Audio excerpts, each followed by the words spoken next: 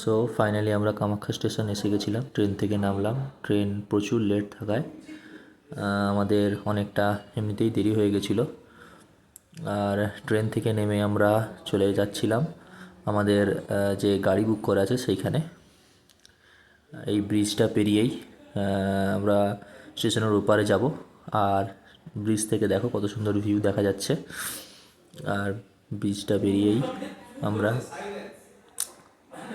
চলে যাচ্ছি আমাদের গাড়ি যেখানে পার্ক করা আছে সেখানে।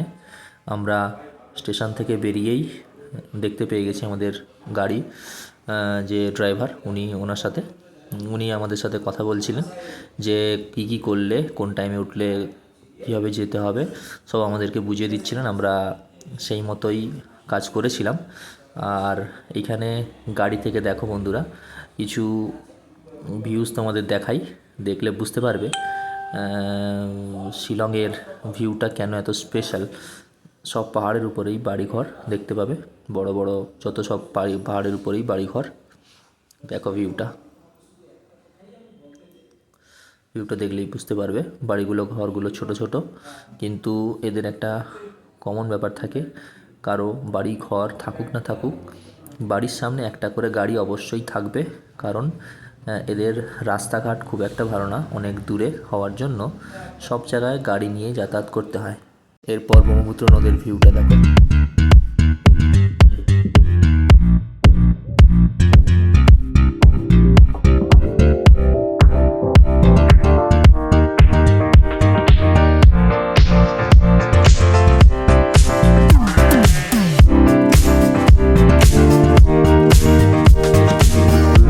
ব্রহ্মপুত্র নদ ভিউটা।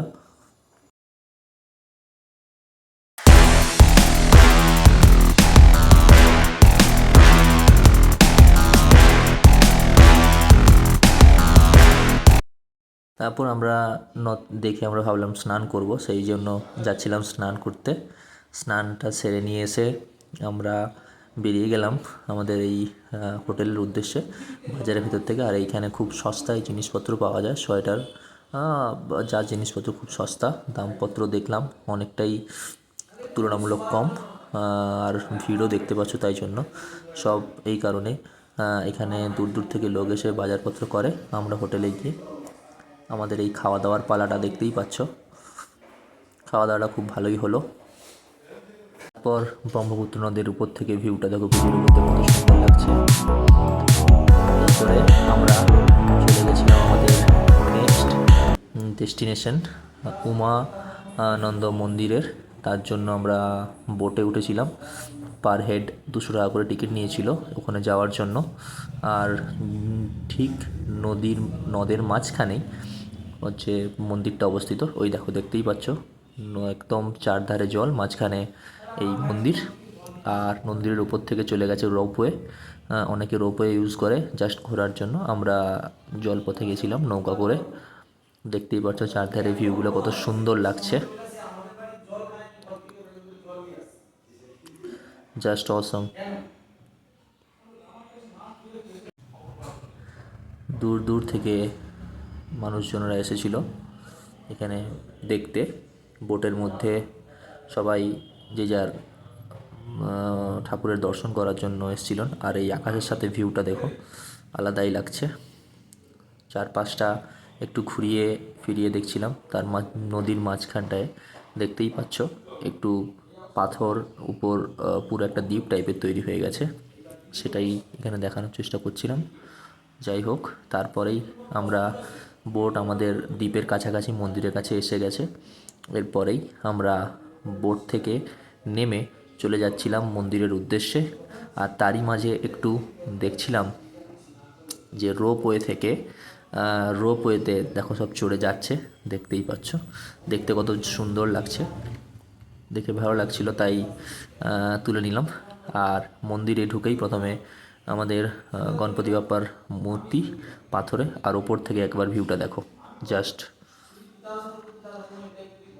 কত বিউটিফুল লাগছে উপর থেকে ভিউটা, দেখতেই পাচ্ছ তোমরা। তারপরে আমরা চলে গেছিলাম মন্দিরের উদ্দেশ্যে দর্শনের জন্য। গিয়েই প্রথমে আমরা চলে গেছিলাম আমাদের হনুমানজির মন্দির ছিল সামনেই, তো সেখানে আমরা ঢুকি, গিয়ে তারপরে আমরা প্রণাম করে বেরিয়ে আসি। তারপরেই বেরিয়ে এসে ওখান থেকেই সব মানুষরা বলাবলি করছিল যে 6 ঘন্টা 7 ঘন্টা এরকম সামথিং লাইন ছিল। তার জন্য আমরা তাড়াতাড়ি করছিলাম, কারণ লাস্ট বোট 5:30, এরপর আর বোট নেই। তো যেহেতু আমাদের হাতে টাইমও কম, তাই জন্য আমরা চেষ্টা করছিলাম তাড়াতাড়ি মন্দিরে দর্শন করে নেওয়ার। আর তার মধ্যেই লম্বা লাইন পড়ে গেছিলো, দেখতেই পাচ্ছ। আমরা দৌড়ে দৌড়ে এসে লাইন দিয়েছি, এই দেখো সব লাইন দিয়েছে, তার মাঝে এসে আমি ঢুকে গেছি। এই হচ্ছে ব্যাপার। তারপরে উপর থেকে ভিউটা একটু দেখো তোমরা, কত সুন্দর লাগছে উপর থেকে। আর অনেকটাই উঁচু মন্দিরটা, আর রাস্তাটাও অনেকটা খাড়াই, উঠতে নামতে খুবই। দিয়ে লাইনে দাঁড়িয়ে আমি একটু সবার নিচ্ছিলাম। দাদা একটু পোজ দিচ্ছিল মাঝখানে, বলছে ঠিক আছে চলো নেওয়া যাক। এবার আমরা তো দাঁড়িয়ে দাঁড়িয়ে বোর হচ্ছিলাম। তারপরে ফাইনালি পুজো দিয়ে আমরা কোনো রকম বেরিয়ে চলে এলাম আমাদের মহাদেব বাবার মন্দিরে গেছিলাম। যে যার মতো পুজো দিয়েছি, পুজো দিয়ে তারপরে আমরা একটা গ্রুপ ফটো করলাম, ফটো সেশন করেই আমরা তারপর যে যার মতো পোজ দিলাম। পোজ দিয়ে একটু ফটো তোলাতুলি চলছে। ক্যামেরাম্যান পাচ্ছিলাম না, তাই জন্য লোক জোগাড় ধরে এনে একটা ক্যামেরাম্যান জোগাড় করা হয়েছিল অনেক কষ্টে। যাই হোক, তারপর এনারা অনেক সকাল থেকে নাকি লাইনে দাঁড়িয়েছিল, একজন 5 ঘন্টা 6 ঘন্টা করে লাইনে দাঁড়িয়ে। আমরা যখন ঢুকছি তখন ওনারা বেরাচ্ছে। ওনারা অনেক সকালে এসে লাইনে দাঁড়িয়ে তবে দর্শন করে গেছে, আমরা তো পুরো দর্শন করিনি। যাই হোক, আমরা কোনো রকম দর্শন সেরে মোটামুটি ভালোভাবে পুজোপত্র দিয়ে সব চলে এসেছি। এখানে আর একটা মন্দির দেখতেই পাচ্ছ সবাই, সেই মন্দিরটা দেখে তারপর আমরা তাড়াতাড়ি করে বেরিয়ে চলে এলাম। আর সবাই বলতে বলতে যাচ্ছে যে অনেক সময় দাঁড়াতে হবে, কি করব না করব এই বলাবলি করছে। আর আমরা ফেরত চলে যাচ্ছি আমাদের নৌকা যেখানে দাঁড়িয়ে আছে বোটের দিকে, যেখানে দেখতেই পাচ্ছ অনেকটা রাস্তাটা উঁচু নিচু টাইপের, তাই জন্য দেখে দেখে এগোতে হচ্ছে খুব। আর তার মধ্যে ক্যামেরাটা করা খুব ডিফিকাল্ট হচ্ছিল। যাই হোক, তারই মাঝে যতটা করা যায় দিয়ে আমি পেছন থেকে একটু ভিউটা দেখাই তোমাদের। এই হচ্ছে ভিউ মন্দির উপর থেকে পুরো নদীটার। দেখা হচ্ছে নেক্সট ভিডিওতে। Thank you.